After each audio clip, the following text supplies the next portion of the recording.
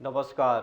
Mountain समाचार लिएर आएका छौँ। म सुजन चालिसे र साथमा सहकर्मी नवराज पौडेल। सुरु गरौँ अहिलेसम्मका मुख्य समाचारहरूबाट।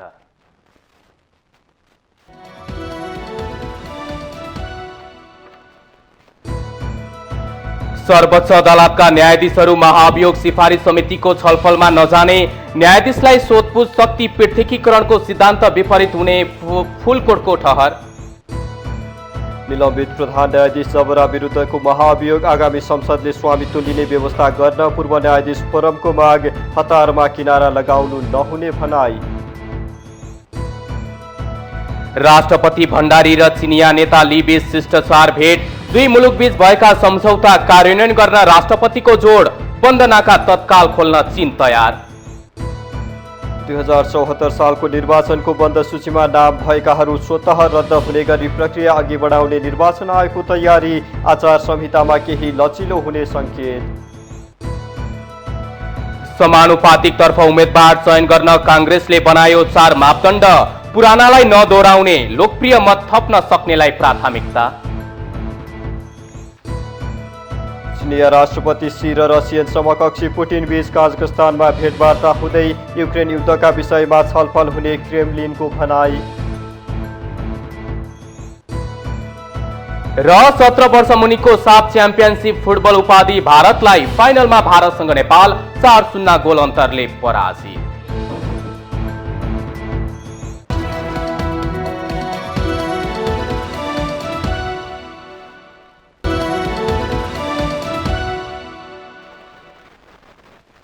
अब समाचार विस्तारमा।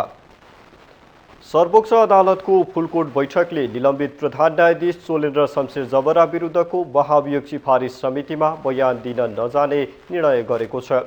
बुधबार बसेको सर्वोच्च अदालत फुलकोट बैठकले समितिले शक्ति पृथकीकरणको सिद्धान्त विपरीत न्यायाधीशलाई बयानका लागि बोलाएको भन्दै नजाने निर्णय गरेको हो। महाभियोग सिफारिस समितिमा बयान दिन उपस्थित हुनु, न्यायाधीशलाई सोधपुछ सवाल जवाफ गरिनु, स्वतन्त्र न्यायपालिका र शक्ति पृथकीकरणको सिद्धान्त तथा नेपालको संविधान सम्बद्ध उचित नहुने सर्वोच्चका कायम मुकायम मुख्य रजिस्ट्रार नारायण प्रसाद पन्थीले महाभियोग सिफारिस समितिलाई पठाएको पत्रमा उल्लेख छ। महाभियोग लागेका आरोपको बयान दिने क्रममा निलम्बित जबराले नाम लिएका सर्वोच्च अदालतका न्यायाधीश र कानुन व्यवसायीसँग बिहिबार बिहानदेखि छलफलमा बोलाउने निर्णय समितिले गरेको थियो। बयानका क्रममा जबराले कायम मुकायम प्रधान न्यायाधीश दीपक कार्की, न्यायाधीशहरू हरिकृष्ण कार्की, प्रतिनिधि सभाको दोस्रो विघटन विरुद्धको मुद्दाको सुनवाईका लागि गठित संवैधानिक इजलासमा रहेका न्यायाधीशहरू मीरा खड्का, ईश्वर खतिवडा, आनन्द मोहन भट्टराईको नाम लिनु भएको थियो। त्यस्तै न्यायाधीश प्रकाश मानसिंह राउतको पनि जबराले नाम लिनु भएको थियो। नेपाल बार एसोसिएसनका तत्कालीन अध्यक्ष चण्डेश्वर श्रेष्ठ र महासचिव लीलामणि पौडेललाई पनि जबराले न्यायाधीश लगायत मागेको र आफूले नदिएपछि आन्दोलनमा उत्रिएको जिकिर गर्नुभएको थियो। त्यस्तै वरिष्ठ अधिवक्ताहरू शम्भु थापा, रमण श्रेष्ठ, हरिहर दहाल, अधिवक्ता ओम प्रकाश अर्याल लगायतको बारेमा उहाँले व्यक्तिगत टिप्पणी गर्नुभएको थियो।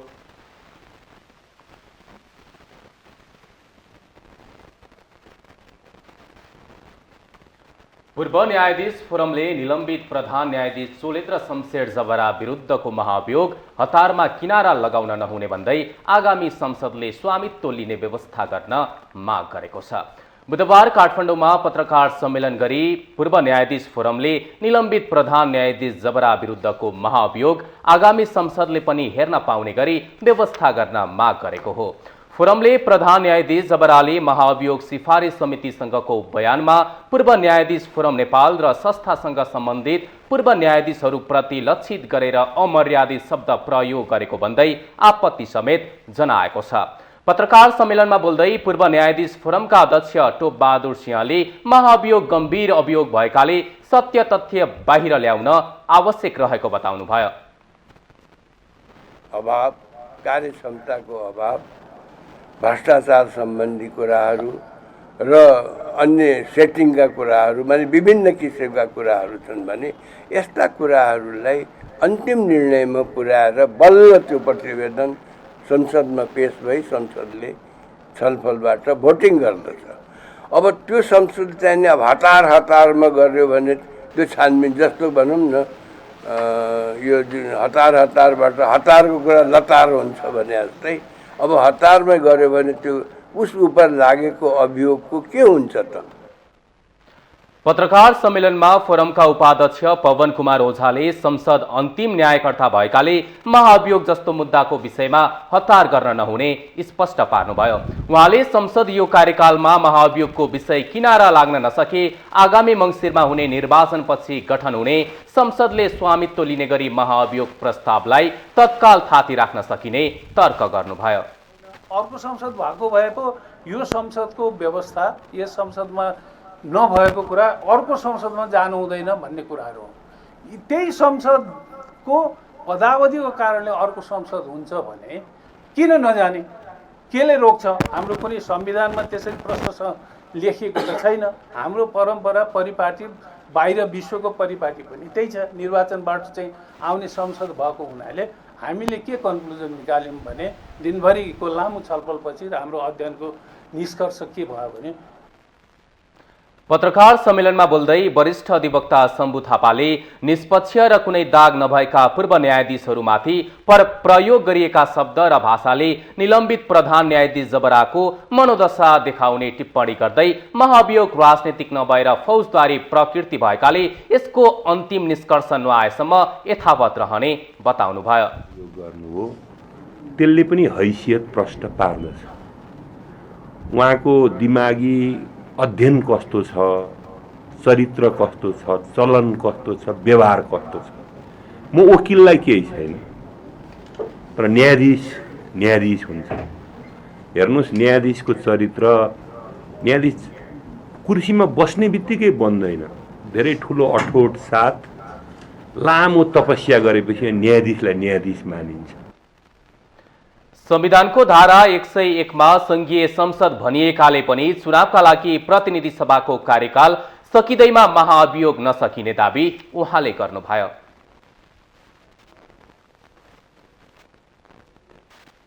राष्ट्रपति विद्यादेवी भण्डारीसँग जनवादी गणतन्त्र चीनको राष्ट्रिय जनकांग्रेस स्थायी समितिका अध्यक्ष ली चान्सुले शिष्टाचार भेटवार्ता गर्नुभएको छ। बुधबार राष्ट्रपति कार्यालयमा लीले शिष्टाचार भेटवार्ता गर्नुभएको हो। भेटका क्रममा राष्ट्रपति भण्डारीले चीनको सामाजिक र आर्थिक विकासबाट नेपालसहित विश्वले सिक्नुपर्ने बताउनुभयो। नेपाल एक चीन नीतिप्रति सदैव प्रतिबद्ध रहँदै आएको र सो अनुसारको कार्य पनि गरेको स्पष्ट पार्नुहुँदै उहाँले यस्तो उच्च तहको भ्रमणले नेपाल र चीनबीच रहिआएको पुरानो सम्बन्धलाई अझ प्रगाढ र बलियो बनाउन सहयोग पुग्ने विश्वास व्यक्त गर्नुभयो। राष्ट्रपति भण्डारीले जनकांग्रेस अध्यक्ष चान्सुलाई नेपाल चीनबीच भएका सम्झौताहरूलाई कार्यान्वयनमा लैजान आग्रह समेत गर्नुभएको छ। नेपाल एक चीन नीतिमा अडिग रहेको उल्लेख गर्दै चीनले नेपाललाई दिँदै आएको सहयोगका लागि उहाँले धन्यवाद व्यक्त गर्नुभयो। भेटका क्रममा अध्यक्ष चान्सुले तातोपानी र रसुवागढी नाका तत्कालै सञ्चालनमा हुने जानकारी गराउनु भएको छ। लीले राष्ट्रपति भण्डारीसँग भेट्नु अघि व्यापारिक क्षेत्र हेर्ने चिनिया अधिकारीसँग कुरा गरेको भन्दै तत्कालैदेखि नाका खुल्ने बताएको राष्ट्रपति भण्डारीका सञ्चारविज्ञ टीका ढकालले जानकारी दिनुभयो। लीले आफ्नो सन्देश राष्ट्रपति सी जिनपिङ समक्ष पुगेपछि तत्काल नाका सञ्चालनमा आउने आश्वासन दिनुभएको छ। राष्ट्रपति भण्डारीको नेतृत्वमा महिला सहभागिताका लागि नेपालले हासिल गरेको प्रगति अनुकरणीय रहेको उल्लेख गर्दै यसबाट विश्वले सिक्न सक्ने उहाँको भनाइ थियो। 4 दिने भ्रमण पूरा गर्दै ली आज स्वदेश फर्कने कार्यक्रम रहेको छ।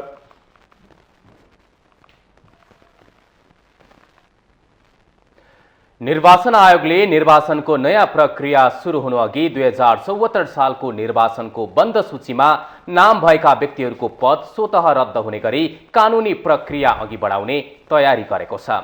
बुधबार राजनीतिक दलका प्रतिनिधिहरूसँगको परामर्शपछि प्रमुख निर्वाचन आयुक्त दिनेश कुमार थपलियाले असोज 2 गते अघि नै 2074 सालको प्रदेश र प्रतिनिधि सभा सदस्यको बन्द सूचीमा नाम रहेको पद रद्द हुने गरी प्रक्रिया अघि बढाउने जानकारी दिनुभएको हो। उहाँले सांसदको कार्यकालको बारेमा आयोग स्पष्ट रहे पनि त्यसको स्पष्ट व्याख्या कतै नरहेको बारे दलहरूसँग छलफल गरिरहेको बताउनुभयो। कानुन बमोजिमको अवधि प्रतिनिधि सभा र प्रदेश सभाको कार्यकाल भर रहनेछ भन्ने व्यवस्था रहेको हो।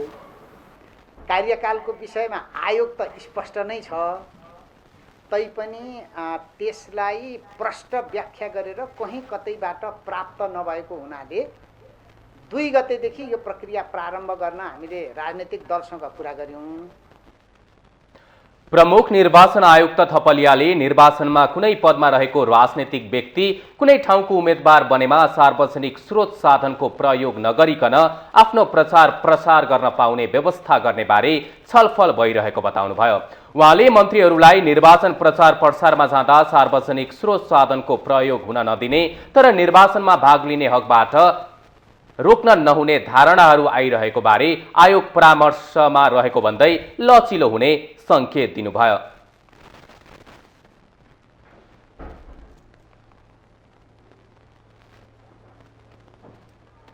मन्त्रीज्यूहरूको धेरै आगमन एक ठाउँबाट अर्को ठाउँमा जाने प्रक्रियाले निर्वाचन आचार संहिता कार्यान्वयन र अनुगमनमा समेत असहजता भएको हुनाले त्यसलाई पनि निरुत्साहित गर्ने आयोगको सोचाइ हो। निर्वाचनको स्वच्छता, स्वतन्त्रता र निष्पक्षतालाई कायम राख्दै सबै उम्मेदवारलाई समान अवसर प्रदान गर्ने गरी आयोगले उपयुक्त व्यवस्था मिलाउने पनि उहाँले बताउनुभयो।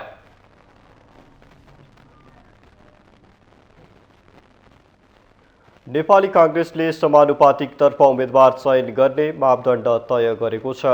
बुधबार प्रधानमन्त्रीको सरकारी निवास बालुवाटारमा बसेको केन्द्रीय संसदीय समितिको बैठकले उम्मेदवार चयन गर्ने मापदण्ड तय गरेको हो।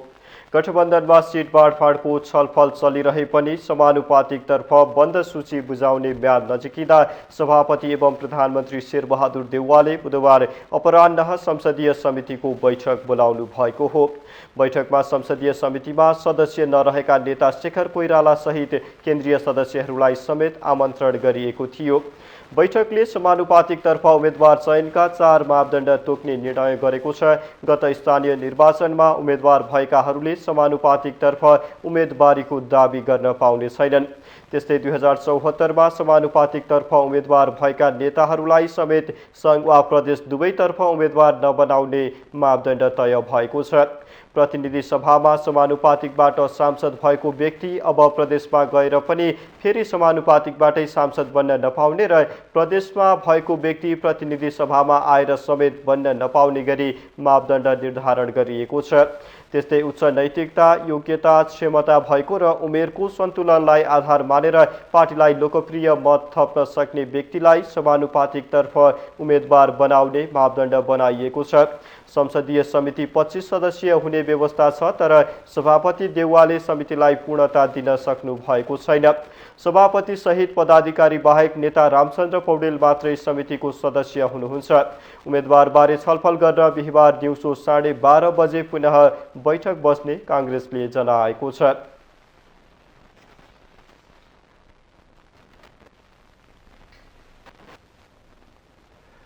करिब 43,000 हेक्टर खेतीयोग्य जमिनमा सिंचाई सुविधा पुर्याउने उद्देश्यका साथ झण्डै 2 दशक अघि निर्माण थालिएको सिक्टा सिंचाई आयोजनाको भविष्य यति बेला अन्योलग्रस्त बनेको छ।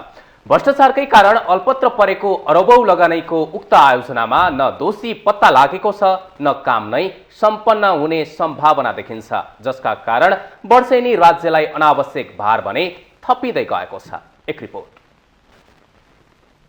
राष्ट्रिय गौरवको आयोजना सिक्टा सिंचाई निर्माण थालिएको झण्डै 2 दशक बित्न लाग्यो। यति लामो अवधिमा जम्मा 70% मात्रै काम सकिएको छ। त्यो पनि आयोजनामा भएको चरम लापरवाहीले यसको भविष्य नै अन्योलग्रस्त बनेको छ। 25 अर्ब 2 करोड लागतमा निर्माण सम्पन्न गर्ने लक्ष्य रहेको सिंचाई आयोजनामा हालसम्म 18 अर्ब 5 करोड अर्थात् लागत अनुमानको 72% भन्दा बढी खर्च भइसकेको कागजले देखाउँछ। बाँके जिल्लाको 6 गाउँपालिका र 2 नगरपालिका क्षेत्रका 42,766 हेक्टर कृषियोग्य भूमि सिंचित गर्ने उद्देश्यले उक्त आयोजना थालिएको हो। आयोजना निर्माणका क्रममा 2 अर्ब 13 करोड रुपैयाँ बराबरको भ्रष्टाचार भएको निष्कर्ष अख्तियार दुरुपयोग अनुसन्धान आयोगको छ। आयोगले यस प्रकरणमा संलग्न रहेको भन्दै पूर्व मन्त्री समेत रहेका ठेकेदार विक्रम पाण्डे सहित 2 आयोजना प्रमुखलाई प्रतिवादी बनाएर विशेष अदालतमा मुद्दा दायर गरेको थियो। तर 5 असार 2079मा देवानी दायित्वको विषयमा भ्रष्टाचार आरोप स्थापित हुन नसक्ने तर्क गर्दै अदालतले आरोपितलाई सफाई दियो। भ्रष्टाचारकै कारण 25 अर्ब लागतको सिँचाइ आयोजना वर्षौंदेखि अलपत्र हुँदा न्याय दिने निकायले गरेको व्याख्याकै कारण यस आयोजनामा भएको चरम व्यथितिबाट पात्रहरू उन्मुक्ति हुने स्थिति देखिएको छ। उक्त आयोजनामा अनियमितता भएको भन्दै महालेखा परीक्षकको कार्यालयले समेत बारम्बार प्रश्न उठाएको थियो। कुनै निर्माण व्यवसायीले कामै थालेनन्, त्यो स्थिति पनि देखिएको छ। कुनैमा चाहिँ काम भएको पछि चाहिँ त्यहाँ चाहिँ अलिकति अनियमितता भयो भन्ने कुरो पनि उठ्यो। महालेखा परीक्षकको कार्यालयले लेखा परीक्षण गर्दा पनि हामीले हेरेका छौँ। त्यहाँ जुन गुणस्तरमा जुन हुनुपर्ने काम भएको थियो भएन। त्यो पानी छोडेपछि पानी चाहिँ त्यहाँबाट चुहावट भयो, त्यो पानी ठाउँमा पुगेन, बनाएको संरचना भत्कियो भन्ने क्वेसन उठेको थियो। ठेक्का सम्झौता अनुसार कार्य सम्पादन गर्न विभिन्न 4 स्थानबाट छुट्टा छुट्टै कार्य सञ्चालन गरे पनि प्रत्येक खण्डमा काम अपुरो छाडी अगाडि बढेको महालेखाको प्रतिवेदनमा उल्लेख छ। यता अख्तियारको प्राविधिक प्रतिवेदनले त सिक्टा निर्माणका क्रममा भ्रष्टाचार बाहेक केही पनि देख्दैन। प्रतिवेदन अनुसार माटोको गुणस्तर परीक्षण नै नगरी नहर बनाउन थालिएको थियो। नहर निर्माणका क्रममा गुणस्तरहीन घुलनशील माटो प्रयोग हुँदा बन्दा बन्दैको नहर बीचमै भत्किएको छ। अख्तियारले वर्षौं लगाएर छानबिन गरी अदालतसम्म पुर्याएको सिक्टा घोटालाको मुद्दामा प्रतिवादीले सफाई पाउँदा त्यसको मुख्य दोषी को भन्नेमा कोही मुख खोल्न तयार छैनन्। अनुसन्धानमा कुनै कसुर नछाडेको अख्तियारको जिकिर छ। र हामीले छानबिन अनुसन्धान गर्ने क्रममा विभिन्न तालिमहरू, क्षमता विकासका कार्यक्रमहरू पनि गरिरहेछौँ र विगतको सिकाइ लर्निङबाट पनि धेरै कुराहरू हामीले चाहिँ त्यसमा सुधार गरेर लगेको अवस्था छ। अनुसन्धान अभियोजन गर्ने कुराहरूमा निश्चय पनि हाम्रो रेगुलर सुधार गर्दै हामीले लगिसकेको अवस्था छ। अब जहाँसम्म अब अदालतले फैसला गर्ने कुरा त अदालतले प्रमाण मूल्याङ्कन गरेर गर्ने। अब स्वतन्त्र अदालतहरूको विषयमा मैले अरू टिका टिप्पणी गर्ने कुराहरू पनि आएन। हुन त नेपालमा गौरवका आयोजना अलपत्र पर्नु नौलो होइन। हाल नेपालमा 24 वटा राष्ट्रिय गौरवका आयोजना निर्माणाधीन छन्, जसमध्ये माथिल्लो तामाकोसीको मात्रै 100% काम सकिएको छ। कतिपय आयोजनाको त डिपिआर समेत तयार भएको छैन। राज्यले अरबौं रुपैयाँ लगानी गरेर निर्माण गरिरहेका आयोजनाको काम समयमै नसकिँदा अनावश्यक आर्थिक भार थपिएको छ, जसले राज्यलाई आर्थिक सङ्कटको बाटोमा मात्रै हिँडाएको छैन, विकासमा दण्डहीन संस्कृति मौलाउँदै पनि गएको छ। माउन्टेन टेलिभिजन एचडीका लागि क्यामेरामा विवेक श्रेष्ठका साथमा शीतल रिजाल, काठमाडौँ। माउन्टेन समाचारमा पालो भएको छ ब्रेकको।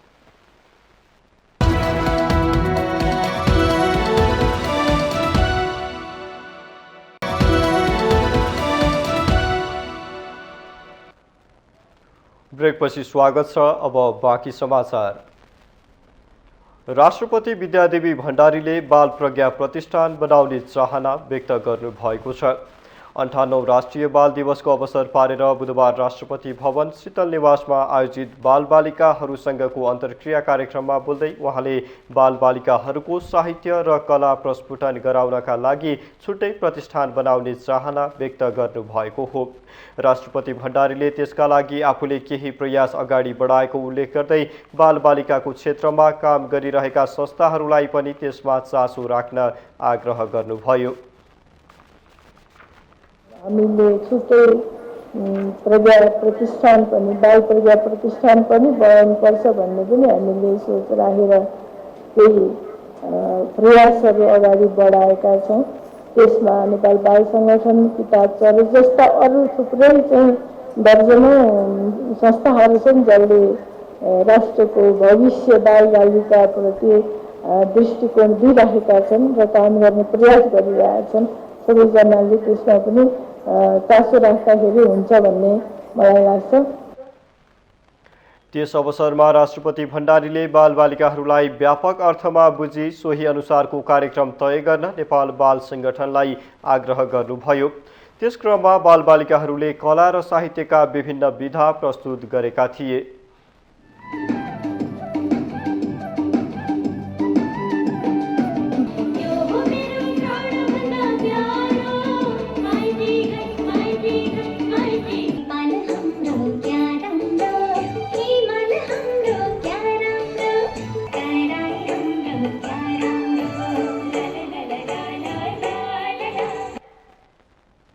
राष्ट्रपति भण्डारीले हरेक वर्ष राष्ट्रिय बाल अधिकार दिवसको अवसर पारेर राष्ट्रपति भवन शीतल निवासमा बालबालिकासँग अन्तर्क्रिया कार्यक्रम आयोजना गर्दै आउनु भएको छ। यसैबीच बालमैत्री समाजको आधार जिम्मेवार परिवार उत्तरदायी सरकार भन्ने मूल नाराका साथ 58औं राष्ट्रिय बाल दिवस विभिन्न कार्यक्रम गरी मनाइएको छ।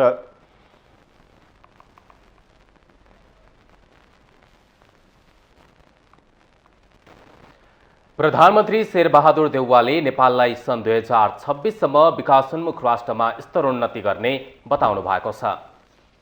बुधबार लगानी बोर्डको दिगो पूर्वाधार लगानी फोरमलाई सम्बोधन गर्दै प्रधानमन्त्री देउवाले पूर्वाधार विकास र आर्थिक स्तरोन्नति गर्दै सन् 2026 सम्म विकासोन्मुख राष्ट्रमा स्तरोन्नति गर्ने बताउनु भएको हो। उहाँले वर्तमान सरकारले 15औं पञ्चवर्षीय योजना अनुसार पूर्वाधार विकासलाई प्राथमिकता दिएर काम गरिरहेको बताउनुभयो। प्रधानमन्त्री देउवाले सन् 2045 सम्म कार्बन उत्सर्जन शून्यमा झार्ने राष्ट्रिय नीति तथा योजना रहेको बताउनुभयो।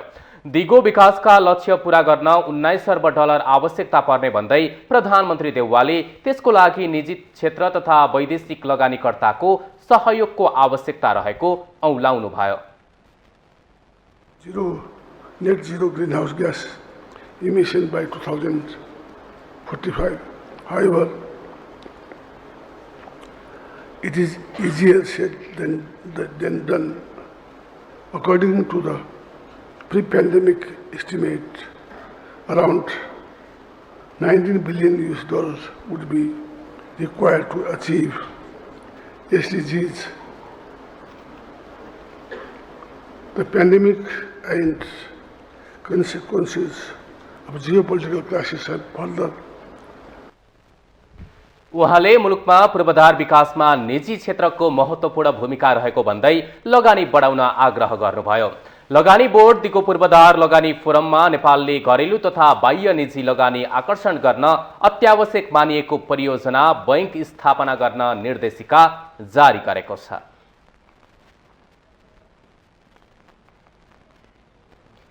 नेकपा माओवादी केन्द्रका अध्यक्ष पुष्पकमल दाहालले संक्रमणकालीन न्यायको विषयलाई राजनीतिकरण गर्न नहुने बताउनु भएको छ। मंगलबार सिंहदरबारमा बसेको कानून न्याय तथा मानव अधिकार समितिको बैठकमा बोल्दै अध्यक्ष दाहालले यस्तो बताउनु भएको हो। उहाँले बेपत्ता पारिएका व्यक्तिको छानबिन, सत्य निरूपण तथा मेलमिलाप आयोग ऐन 2071लाई संशोधन गर्न बनेको विधेयकलाई सहमतिकै आधारमा अघि बढाइनुपर्ने बताउनुभयो। अध्यक्ष दाहालले संक्रमणकालीन न्यायको विषयमा राजनीतिक आग्रह पूर्वाग्रह आउनु भनेको देश र लोकतन्त्रको लागि राम्रो नहुने उल्लेख गर्नुभयो। देशको अहिले सर्वोच्च पदमा हुने सम्माननीय राष्ट्रपतिजीसम्म पनि मैले यो विषयमा राष्ट्रिय सहमति बनाएर एक टुङ्गोमा पुग्नुपर्छ र यसमा चाहिँ अरू पोलिटिक्स नछिरोस् है। यहाँ पोलिटिकल आग्रह चाहिँ यहाँभित्र आउनु चाहिँ यो देशको लागि र हाम्रो लोकतन्त्रको लागि पनि राम्रो हुँदैन। समितिको बैठकमा नेकपा एमालेका उपाध्यक्ष सुभाष चन्द्र नेमाङले संक्रमणकालीन न्यायको विषय सबैको साझा भएको उल्लेख गर्दै सबैले मिलेर टुङ्ग्याउनु पर्ने बताउनुभयो। उहाँले संक्रमणकालीन न्यायको विषय टुङ्ग्याउने कुरामा नेकपा एमालेको साथ र सहयोग सदैव रहने प्रतिबद्धता जनाउनुभयो। हामी पक्ष भएनौँ, हामी त्यो पीडित मात्रै भयौँ भन्ने पनि छौँ, तर यो सबै हुँदा हुँदै पनि यो विषय चाहिँ हामी सबैले टुङ्ग्याउनु पर्ने साझा विषय, त्यसमा हाम्रो प्रष्ट कमिटमेन्ट छ। मैले बारम्बार भन्ने गरेको छु हाम्रो तर्फबाट यो विषयलाई हामी यही पटक टुङ्ग्याउनको लागि लागौँ। हाम्रो देशमा साथ सहयोग हुन्छ, मूलभूत रूपमा सहमति गरेर हामी आइपुगेका। बैठकमा सहभागी अन्य सांसदहरूले विधेयकमा केही संशोधन आवश्यक भए संशोधन गरेर अघि बढ्नुपर्ने धारणा राखेका छन्।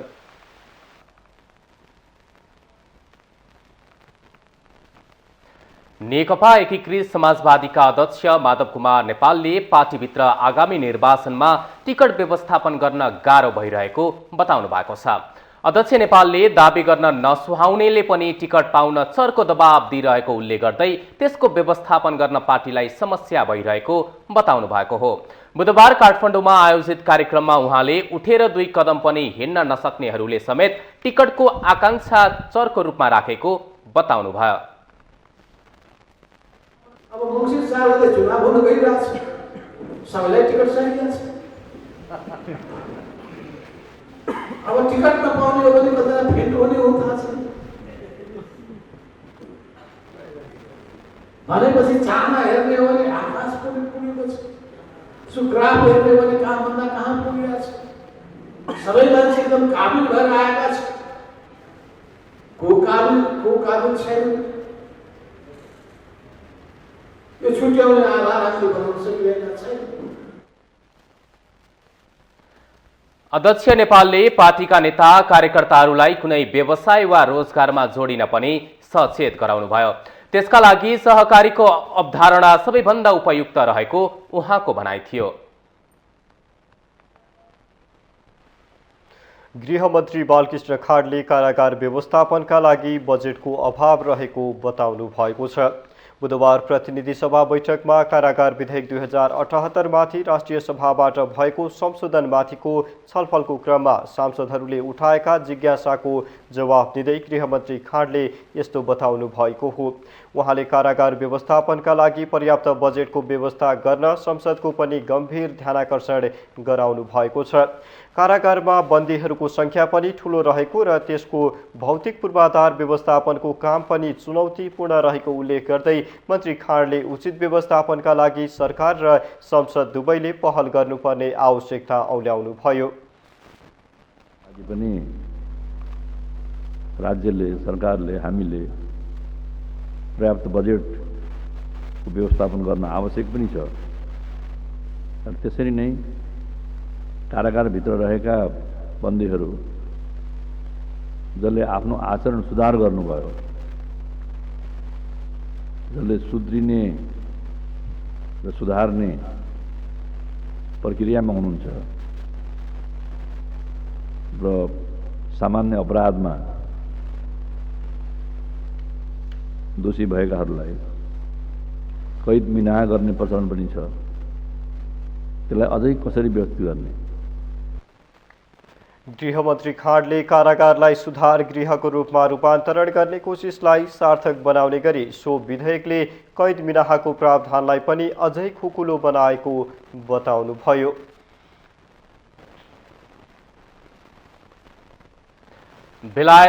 बेलायती महारानी एलिजाबेथ द्वितीयको अन्त्येष्टिमा नेपालबाट परराष्ट्र मन्त्री नारायण खड्का सहभागी हुनु भएको छ।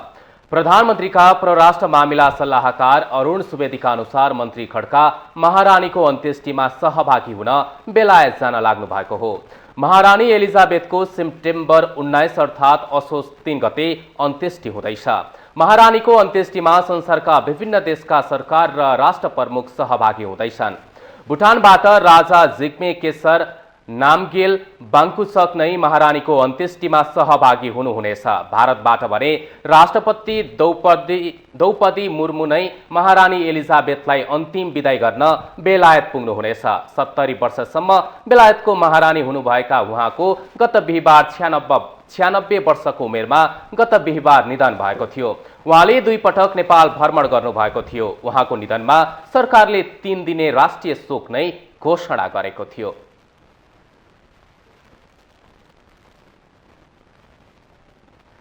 माउन्टेन समाचारमा पुनः पालो भएको छ ब्रेकको।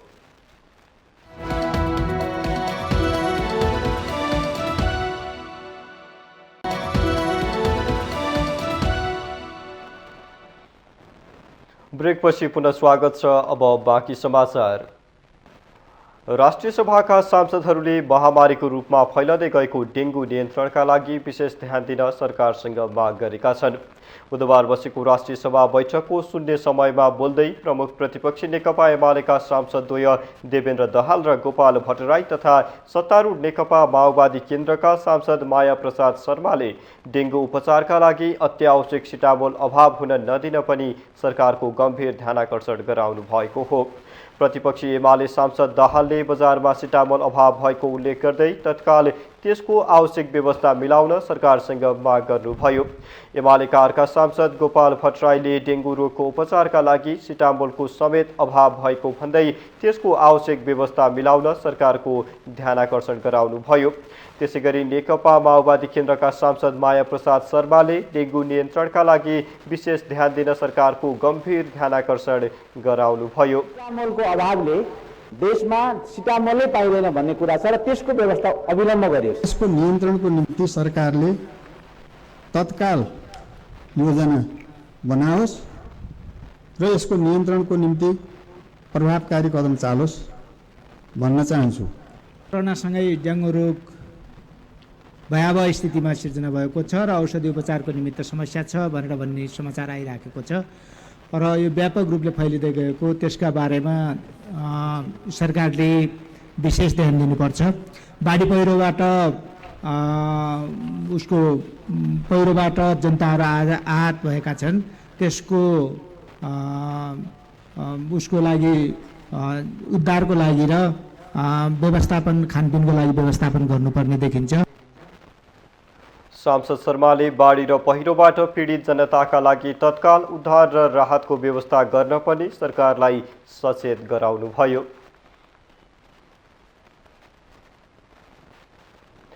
राष्ट्रिय सभाले 2वटा विधेयक दफावार छलफलका लागि विधान व्यवस्थापन समितिमा पठाएको छ। राष्ट्रिय सभाको बुधबार बसेको बैठकले प्रतिनिधि सभाबाट सन्देशसहित प्राप्त बीमा विधेयक 2075 र सार्वजनिक ऋण व्यवस्थापन विधेयक 2076लाई दफावार छलफलका लागि सो समितिमा पठाइयोस् भन्ने प्रस्ताव सर्वसम्मतिले पारित गरेको हो। विधेयक 2076लाई दफावार छलफलका लागि विधान व्यवस्थापन समितिमा पठाइयोस् भन्ने प्रस्ताव सर्वसम्मतिले स्वीकृत भएको घोषणा गर्दछु। दुवै विधेयकलाई सो समितिमा दफावार छलफलका लागि पठाइयोस् भन्ने प्रस्ताव अर्थमन्त्री जनार्दन शर्माको तर्फबाट कृषि तथा पशुपन्छी विकास मन्त्री विगेन्द्र कुमार सिंह यादवले बैठकमा पेश गर्नुभएको थियो। अध्यक्ष गणेश प्रसाद तिमल सिन्हाले निर्णयार्थ प्रस्तुत गर्नुभएको सो प्रस्ताव बैठकमा सर्वसम्मतिले पारित भएको थियो। राष्ट्रिय सभाको अर्को बैठक यही बिहिबार अपराह्न 3 बजे बस्ने तय भएको छ।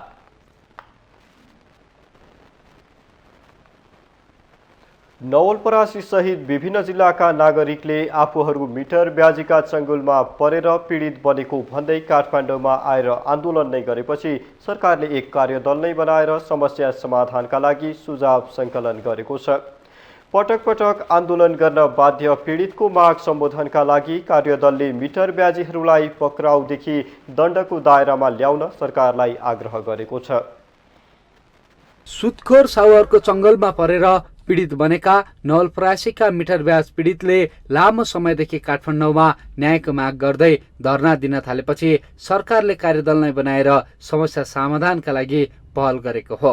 मिटर ब्याजीका कारण आफूहरू सुकुम्बासी बन्न पुगेको भन्दै उनीहरूलाई कारबाही नहुँदासम्म आन्दोलन नछाड्ने भन्दै पीडितहरूले धरना निरन्तर राखेका छन्। मिटर ब्याज अपराध नियन्त्रण गर्न सरकारले गत साउन 27 मा गठन गरेको कार्यदलले मंगलबार सरकारलाई प्रतिवेदन नै बुझाइसकेको छ, जसलाई बुधबार सार्वजनिक पनि गरिएको छ, जसमा कार्यदलले मिटर ब्याजीहरूले जग्गा, जमिन वा जायजथा दृष्टिबन्ध गरी साउलाई दिने, ऋण तिरिसकेपछि फिर्ता गर्ने मौखिक शर्तमा राजीनामा पास अर्थात् छिरुवा पास गरी साउलाई दिने समस्या औलाएको छ। वास्तविक कर्जा भन्दा 2 देखि 7 गुणासम्म वृद्धि गरी तमसुक बनाउने, ऋण दिँदा नै निश्चित समयको ब्याज अग्रिम कट्टी गरी लिने, तमसुकमा लेखिएको वास्तविक ऋण भन्दा धेरै गुणा बढी रकमको चेकमा ऋणीहरूको हस्ताक्षर गराई साउले लिने विषयलाई पनि समेटिएको छ।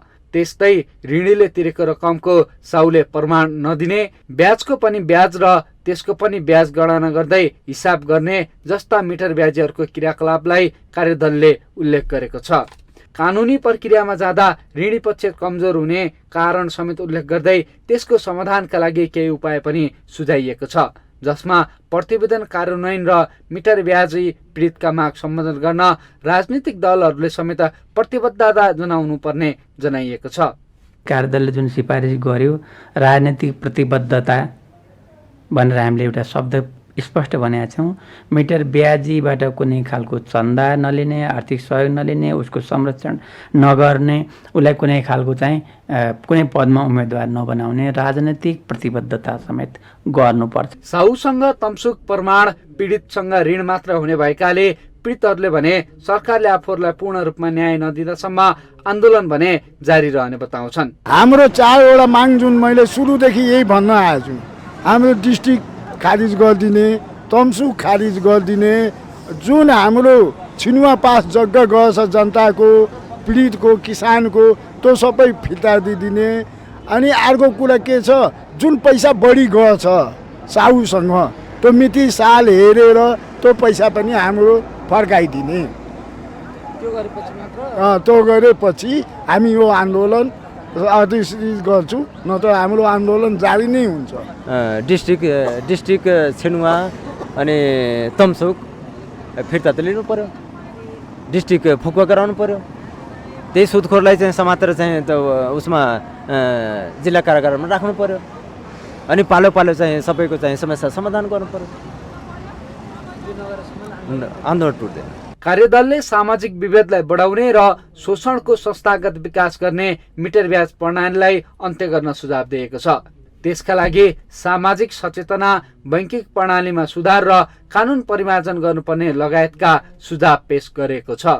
कार्यदलले पेश गरेको प्रतिवेदन देखाउने दाँत मात्र नबनोस्, राजनीतिक, प्रशासनिक, कानुनी सबै खाले माध्यम प्रयोग गरी लामो समयदेखि अन्याय खेप्न विवश पीडितका पक्षमा पीडामा मलम लगाउन सरकारले ढिला नगरोस्। माउन्टेन टेलिभिजन एसटीका लागि क्यामेरामा दीपक भट्टका साथ सन्दीप शर्माको रिपोर्ट। ललितपुर वडा नम्बर 16 मा रहेको ऐतिहासिक मत पूजा अर्थात् दीप पूजा गर्ने पार्टी व्यक्तिगत स्वार्थ र सम्बन्धित निकायको कमजोरीका कारण कुनै पनि बेला भत्किएर धनजनको क्षति हुने अवस्थामा पुगेको छ। 6 पुस्तादेखि सो पार्टीमा रहँदै आएका दर्शनधारी कपालीहरूले पार्टीको हक अधिकार तथा भोग चलन आफूले गर्न पाउनुपर्ने र पार्टी सञ्चालक गुठीले सार्वजनिक पार्टीको रूपमा नै रहनुपर्ने अडान राख्दा विवाद बल्झिएको हो। विवादका कारण विश्व सम्पदा क्षेत्रमा रहेको विश्व प्रसिद्ध भीमसेन मन्दिर परिसरमा रहेको 2 तल्ले पार्टी अहिले जीर्ण अवस्थामा पुगेको छ। चारैतिर टेकोको भरमा अस्तित्व बचाइरहेको पार्टी कुनै पनि समयमा भत्किने अवस्थामा पुगेको हो। 6 पुस्तादेखि पार्टीमा रहँदै आएको दावी गर्ने गोविन्द दर्शनधारी सार्वजनिक मनाएर यहाँबाट विस्थापित गर्न खोजिए स्वीकार्य नहुने बताउनुहुन्छ। अब फर्काउने कुरा त भएन। अब बनाउने हो नगरपालिका या वडाले चाहिँ बसोबास गरिरहेको उनीहरूलाई पनि थाहा छ, थाहा नभएको चिज पनि होइन।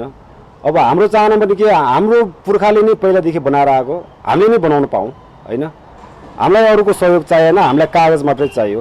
एक हामीलाई लाल पूर्जा दिनु पर्यो, दोस्रो यो घर नफिर्कनुको लागि मर्मत गर्नुको लागि हामीलाई स्वीकृति दिनु पर्यो। त्यति मात्रै भन्न चाहन्छु, अरू म केही भन्न चाहदिनँ। 2021 सालमा गरिएको नापीले यस दीप बाल्ने पार्टी उल्लेख गर्दै मणिमण्डप महाविहार र जोशी गुठीको अन्तर्गत राखेको छ।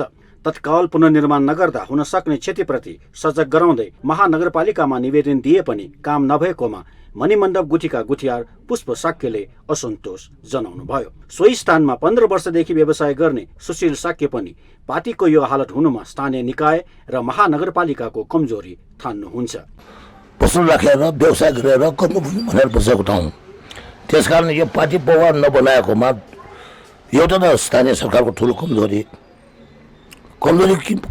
किन भन्दाखेरि स्थानीय सरकारले त्यो जुन चाहिँ सुरेश दलको गुठीको हो त्यो गुठीमा चाहिँ मिलाउन सकेन। हेर्नुहोस्, मिलाउन नसक्दाखेरि त्यहाँ फेरि कपालीहरू पनि बसिरहेको थियो माथिको एउटा घरमा, त्यो कपालीहरूलाई पनि मिलाउन सकेन। मिलाउन नसक्दाखेरि त्यो चाहिँ नि पटापुङ्गो भयो। हेर्नुहोस्, पटापुङ्गो हुँदाखेरि आज आएर यस्तो दयनीय अवस्थामा पुग्न आयो। हेर्नुहोस्, मुख्य कारण नै यो हो। यसमा स्थानीय सरकारले हाम्रो स्पेसली भन्नु पर्दाखेरि वडा नगरपालिकाले विशेष चासो लिएर नै यसमा चाहिँ काम गर्नुपर्छ भन्ने मेरो मूल्य मान्यता छ। यो कसले र कहिले निर्माण गरेको कुनै आधिकारिक शिलापत्र नभेटिएको भए पनि पार्टी मल्लकालीन समयको भएको स्थानीयवासी बताउँछन्। सोह्र वडाका वडा अध्यक्ष निर्मल रत्न साकेले पार्टीको पुनर्निर्माणको लागि चाँडै बजेट छुट्याउने बताउनुभयो। यस वर्ष हामीले त्यसलाई चाहिँ अब पूर्ण रूपमा निर्माण गर्ने विषयमा अस्ति अब यो हाम्रो चुनावपछि लगत्तै हामीले टोल स्टार समितिका अध्यक्षज्यू समेत बसेर हामीले चाहिँ छलफल गऱ्यौँ। त्यो क्रममा चाहिँ उहाँहरूले सकेसम्म अब कुरा मिलाएर गर्ने होइन भने चाहिँ अब महानगरपालिकाले वडाले नै त्यो पुनर्निर्माण गर्ने भन्ने कुरा चाहिँ हामीले क्लियर गरिसकेका छौँ र सोही अनुसार अब यस वर्ष हामीले त्यसको लागि अब वडाबाट बजेट माग गरिसकेको छ। त्यसको लागि अब 50 लाख रुपियाँ चाहिँ त्यहाँ विनियोजित गर्ने कुरा पनि अब क्लियर भइसकेको छ। आन्तरिक र बाह्य पर्यटकको बाक्लो उपस्थिति हुने क्षेत्रमा ऐतिहासिक मठ मन्दिर र पाटी पौवाको यस्तो हालत देख्दा सरोकार वालालाई गिजाइरहेको भान हुन्छ। माउन्टेन टेलिभिजन एचडीका लागि क्यामेरामा विक्रम साक्य र दीपक भट्टका साथ विसन्तर साक्यको रिपोर्ट। हामीसँग आर्थिक अन्तर्राष्ट्रिय र खेल समाचार बाँकी नै छन्। माउन्टेन समाचारमा फेरि पालो भएको छ ब्रेकको।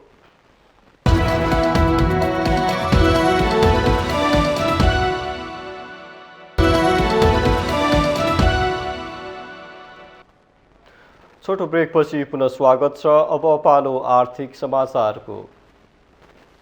आर्थिक समाचारको साथमा मेरो देश मेरो जगदम्बा सिमेन्ट, गुणस्तरको नयाँ स्तर Riddhi Siddhi cement, Jagadamba super sign तथा ग्याल्वा प्लस जस्ता पाता जीवनभरको भरोसा। सर्वोत्तम सिमेन्ट, सर्वोत्तम मजबुती।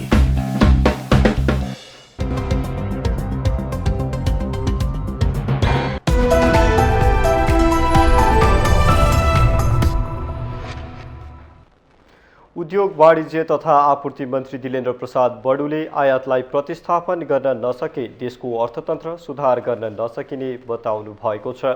बुधबार उद्योग मन्त्रालयमा प्रधानमन्त्री नेपाली उत्पादन तथा उपभोग अभिवृद्धि कार्यक्रममा बोल्दै उद्योग मन्त्री बडुले यस्तो बताउनु भएको हो। उहाँले पछिल्लो समय मुलुक आयातमा निर्भर भएको अवस्थामा उत्पादन र उपभोग बढाउन सकिएन भने देशको अर्थतन्त्र धराशायी हुने बताउनुभयो।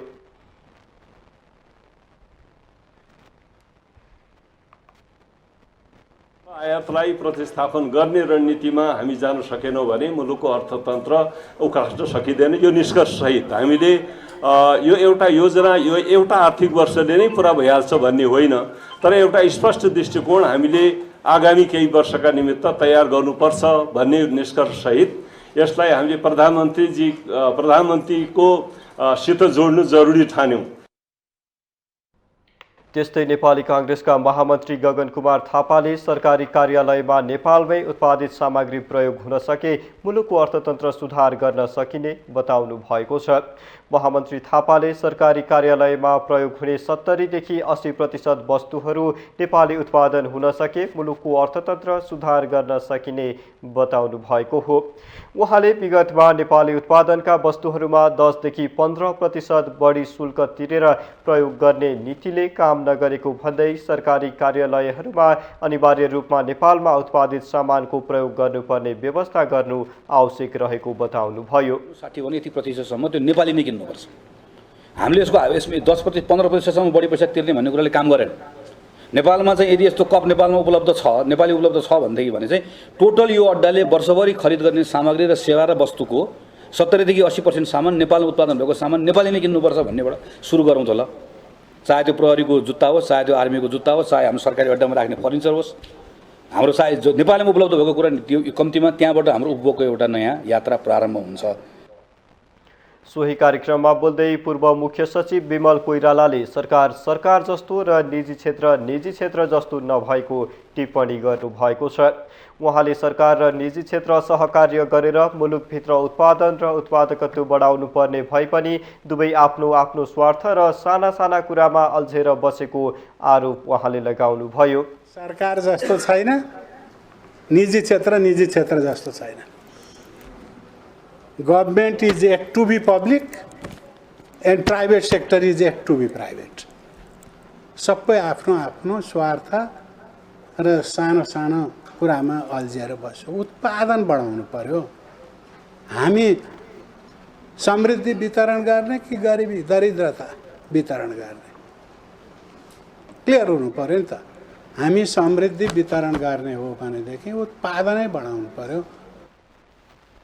सरकार तुलनात्मक लाभ विद्युत, पर्यटन र कृषि भनेर बसे पनि तुलनात्मक लाभले केही नहुने टिप्पणी गर्दै उहाँले उत्पादन र उत्पादकत्व बढाएर नेपालमा नै उपभोग हुने वातावरण बनाउनु पर्नेमा जोड दिनुभयो। शेयर बजार परिसूचक नेप्सेमा पछिल्लो 1 महिना यताकै उच्च वृद्धि भएको छ। गत साउन 30 गते 55.88 अङ्कको वृद्धिपछि बुधबारको वृद्धि नै उच्च रहेको हो।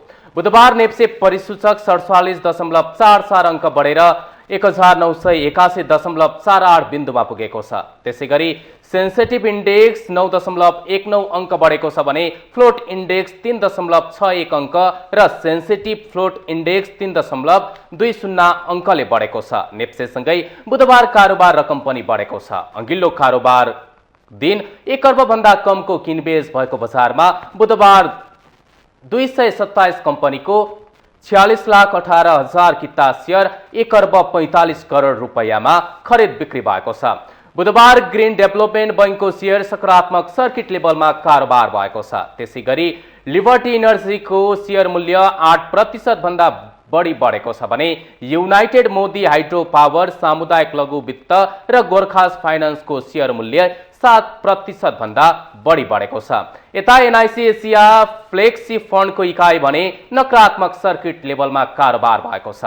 कारोबार रकमका आधारमा नोबेल बैंक शीर्ष स्थानमा रहेको छ। सो बैंकको 6.5 करोडको सेयर कारोबार भएको छ। त्यसैगरी Gorkhas finance, Himalayan Everest insurance र अपी पावरको 4 करोड भन्दा बढीको सेयर किनबेच भएको छ। बिहिबार सबै उपसमूहको परिसूचक उकालो लागेका छन्, जसमध्ये वित्त उपसमूहको परिसूचक सर्वाधिक 5.93%ले बढेको छ।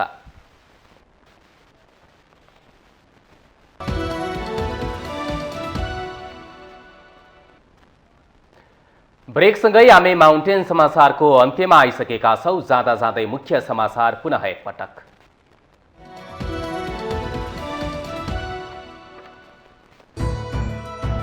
सर्वोच्च अदालतका न्यायाधीशहरू महाभियोग सिफारिस समितिको छलफलमा नजाने, न्यायाधीशलाई सोधपुछ शक्ति पृथकीकरणको सिद्धान्त विपरीत हुने फुलकोटको ठहर। निलम्बित प्रधान न्यायाधीश जबरा विरुद्धको महाभियोग, आगामी संसदले स्वामित्व लिने व्यवस्था गर्न पूर्व न्यायाधीश फोरमको माग, हतारमा किनारा लगाउनु नहुने भनाई। राष्ट्रपति भण्डारी र चिनिया नेता ली बीच शिष्टाचार भेट, दुई मुलुकबीच भएका सम्झौता कार्यान्वयन गर्न राष्ट्रपतिको जोड, बन्दनाका तत्काल खोल्न चीन तयार। 2074 सालको निर्वाचनको बन्द सूचीमा नाम भएकाहरू स्वतः रद्द हुने गरी प्रक्रिया अघि बढाउने निर्वाचन आयोगको तयारी, आचार संहितामा केही लचिलो हुने संकेत। समानुपातिक तर्फ उम्मेदवार चयन गर्न कांग्रेसले बनायो 4 मापदण्ड, पुरानालाई नदोहोऱ्याउने, लोकप्रिय मत थप्न सक्नेलाई प्राथमिकता। चिनिया राष्ट्रपति सी र रसियन समकक्षी पुटिन बीच काजाखस्तानमा भेटवार्ता हुँदै युक्रेन युद्धका विषयमा छलफल हुने क्रेमलिनको भनाई। र 17 वर्ष मुनिको साफ च्याम्पियनशिप फुटबल उपाधि भारतलाई, फाइनलमा भारतसँग नेपाल 4-0 गोल अन्तरले पराजित।